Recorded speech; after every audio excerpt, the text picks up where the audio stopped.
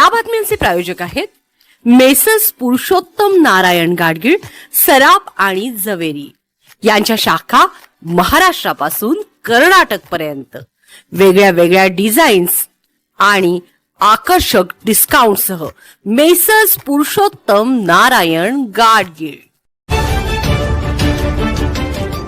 ताज्या बातम्यांसाठी पाहत रहा तिचा सागर न्यूज।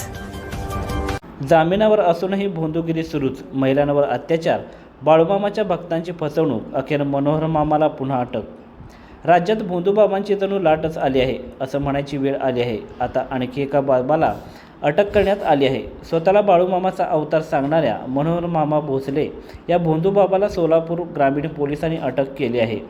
सोलापूर जिल्ह्याचे पोलीस अधीक्षक अतुल कुलकर्णी यांनी या कारवाईबाबत अधिक माहिती दिली। आर्थिक फसवणूक आणि भोंदूगिरीच्या प्रकरणात कुर्डुवाडी पोलिसांनी ही कारवाई केली आहे। मनोहर मामा भोसले याच्यावर यापूर्वी 4 गुन्हे दाखल आहेत। करमाळा आणि सोलापूर तालुका पोलीस ठाण्यात महिलांवर अत्याचार केल्याप्रकरणी गुन्हे नोंदवण्यात आले आहेत। तसेच भोंदूगिरी आणि आर्थिक फसवणूक प्रकरणात बारामती व दौंड पोलीस ठाण्यातही त्यांच्यावर गुन्हे दाखल आहेत। आता कुर्डुवाडी पोलीस ठाण्यात आर्थिक फसवणूक आणि भोंदूगिरी केल्याप्रकरणी नवीन गुन्हा नोंदवण्यात आला आहे। भोंदूबाबा मनोहर भोसले याच्यावर महिलांवरील अत्याचाराव्यतिरिक्त कॅन्सरसारखे गंभीर आजार बरे करतो असे खोटे आश्वासन देऊन भक्तांची आर्थिक फसवणूक केल्याचेही आरोप आहेत।